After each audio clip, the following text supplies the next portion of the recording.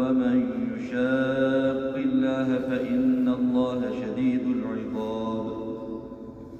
ما قطعتم من لينة أو تركتموها قائمة على أصولها فبإذن الله وليخزي الفاسقين. وما أفاء الله على رسوله من أهل القرى منهم فما أوجفتم عليه من خيل ولا ركاب ولكن الله يسلط رسله على من يشاء والله على كل شيء قدير. ما أفاء الله على رسوله منهم